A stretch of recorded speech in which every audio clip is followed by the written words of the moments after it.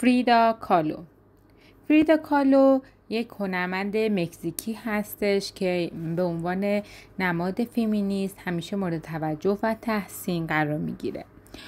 فریدا در سال 1907 در مکزیک به دنیا میاد. پدرش ویلهلم یک عکاس آلمانی بود که به مکزیک مهاجرت کرده بود و در مکزیک با ماتیلدا مادر فریدا آشنا شده بود و ازدواج کرده بودند و 4 دختر داشتن. فریدا در حدود 6 سالگی به بیماری فلج اطفال مبتلا میشه. بیماری باعث میشه که پس از بهبود هم فریدا یه مقداری لنگ میزده. بعد ولی خب پدرش اون رو به ورزش‌های مثل فوتبال و شنا و کشتی تشویق می‌کرده که در اون زمانها برای دختر غیر معمول بوده. در سال 1925 نقطه عطف زندگی فریدا بوده که در اونجا یک دانشجوی پزشکی بوده که در یک تصادف شدید اتوبوس شانه، سینه، کمر، لگن، پاش دچار شکستگی متعدد میشه. این تصادف میتونست نقطه پایان زندگی فریدا باشه، ولی اون سرنوشتش رو در دست میگیره و با قرض گرفتن لوازم کار پدرش میشینه و نقاشی میکنه. اون تمام دردهایی که در اثر آتل‌ها و گچ گرفتگی‌های بدنش بوده رو به بوم نقاشی منتقل میکنه. پس از تصادف نامزد فریدا از ازدواجش منصرف شد و همینطور اون هم که در رشته پزشکی تحصیل میکرد این رشته رو کنار گذاشت و شروع به یادگیری نقاشی کرد. فریدا پس از اینکه بهبود پیدا میکنه پورترهایی که کشیده رو پیش نقاش معروف مکزیکی میبره به نام دیگو ریورا که بعدها او رو به عنوان همسرش انتخاب میکنه و با هم در سال 1929 ازدواج میکنن. در اون زمان دیگو 42 ساله بوده و فریدا 22 ساله، ولی مادر فریدا با این ازدواج مخالف بوده و اون دو رو فیل و فاخته میدونسته. فریدا جایی در مورد ازدواجش گفته که عاقبت روزی رسید که تابلوهایم را به نقاش بزرگ مکزیک نشان دادم. دیگو هنرم را تحسین کرد و در یک لحظه حس کردم زیبایی وجود مرا درک کرده.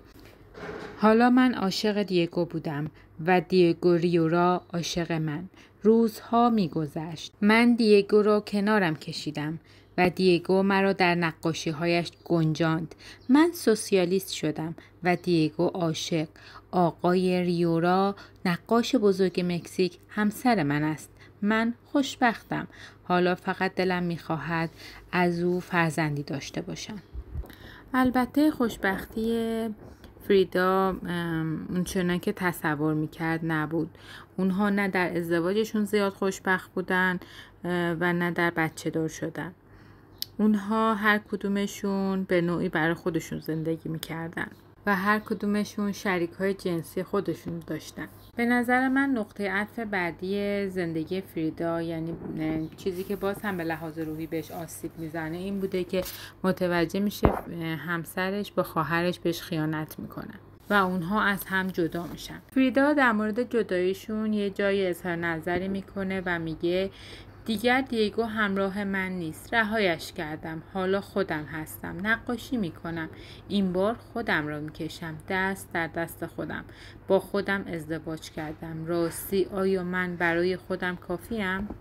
البته این زوج دوباره به هم برمیگردن و با هم زندگی میکنن. فریدا در مورد دیگو میگه دیگو مرد چاق نقاشم.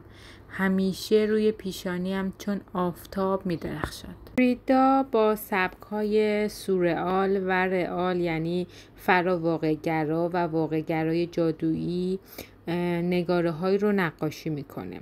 فریدا یکی از تاثیرگذارترین هنرمندان زن آمریکای لاتین در عصر خودش بوده و همینطور یکی از فمینیست ها و نقاشان زن تاثیرگذار در هنر معاصر محسوب میشه. فریدا در محافل روشنفکری و انقلاب مکزیک هم شرکت میکرد و از رویدادهای فرهنگی و هنری عصر خودش مطلع بود. در اون زمان خودش رو هنرمندی آوانگارد و بخشی از مکزیک نوین محسوب میکرد. فریدا در طول زندگیش به کشورهای مختلفی سفر میکنه و در نمایشگاه‌های متعددی که در پاریس، نیویورک و مکزیک برگزار می شده شرکت میکنه. فریدا در تمام آثارش به میراث و سنت‌های مکزیک پایبند بوده. این نکته رو میشه از پوشش اون در آثار و همچنین در زندگی روزمره کاملا دریافت کرد. او برخلاف زمان خود که اکثریت مردم تحت تاثیر اروپا و آمریکا بودند، اصالت و ملیت مکزیکی خودش رو حفظ میکنه و برای فرهنگ و هنر مکزیک ارزش بالایی رو قائل بوده. دو فریدا یکی از مرموزترین کارهای فریدا کالو در بین 200 اثر دیگرش هستش. اثر دو فریدا از لحاظ ترکیب بندی یکی از آثار سورئالیسم یا فراواقع گرایی در قرن 20 محسوب میشه. فریدا این اثر رو در سال 1939 در زمانی که از ریورا طلاق گرفته بوده خلق کرده. در این اثر شاهد دو فیگور از فریدا هستیم که در سمت راست با لباس سنتی مکزیک همراه با قلبی سالم و در سمت چپ فریدا در لباس اروپایی همراه با قلبی شکسته قرار گرفته. در این نقاشی قلب ها به وسیله رگ خونی که بینشون هستش به هم متصل شده.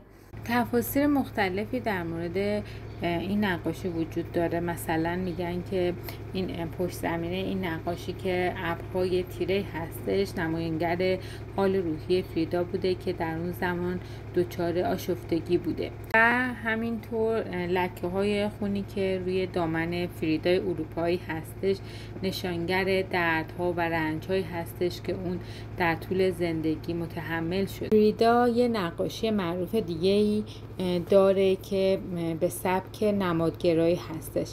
اسم اون نقاشی خودنگاره‌ای با گردنبند خار و مرغ مگسخوار هستش. فریدا در این نقاشی چهره خودش رو کشیده با گردنبندی از جنس خار بر گردنش که این خارها باعث زخمی شدن گردنش شدن و یک مرغ مگسخوار از جلوی این گردنبند آویزونه. در فرهنگ و باورهای مکزیک طلسمی برای خوشبختی و عشق هستش. این معنی این خار و مرغ مگسخوار و همچنین یک گربه و میمون سیاهی در پشت سر فریدا به تصویر کشیده شدن که نشانه بدیومنی و بدشانسی هستش. از فریدا بین 150 تا 200 اثر برجای مونده. در آثار متقدم او تأثیر استادهای رنسانس مشاهده می شده و در آثار متأخرش تأثیر هنر محلی به همراه سورئالیسم با موضوع درد مرگ به چشم میخوره. یکی از مدافعان و پشتیبانان فریدا آندره برتون بوده. برتون مدعی بوده که فریدا از جنبش سورئالیسم خبر نداشته ولی پای در این راه گذاشته و ناخودآگاه دست به خلق آثاری در این سبک زده. اون سبک فریدا رو نوعی سورئالیسم ساده و ابتکار خود فریدا میدونسته.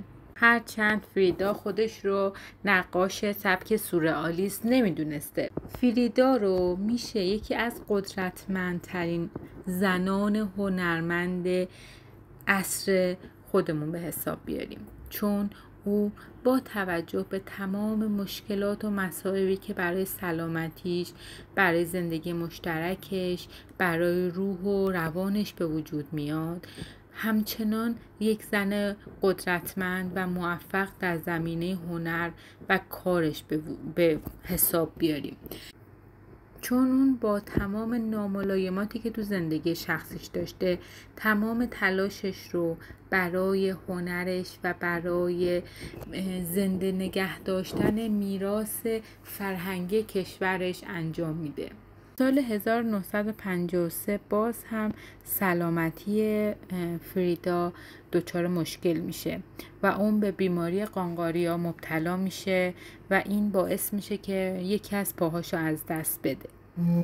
و تا آخر عمر فریدا برای حرکت از صندلی چرخدار استفاده می‌کرده. اون به دلیل دردهای جسمی و روحی فراوان به اعتیاد روی میاره و در سال 1954 به دلیل انسداد جریان خونی از دنیا میره. خاکستر او رو توی کوزه‌ای در خانه قدیمیش نگهداری میکنن. خونه قدیمی فریدا تبدیل به یک موزه شده. موزه فریدا کالو. خیلی ممنون هستم که تا اینجای مطلب رو گوش دادید. من الهام هستم و اینجا رادیو سانیکس هستش. خوشحال میشیم که با لایک و سابسکرایب از ما حمایت کنید. اگه پادکست ما رو دوست داشتید هم زنگوله رو بزنید که وقتی ما مطلب تازه‌ای رو میذاریم شما مطلع بشید. خیلی متشکرم و خدا نگهدار.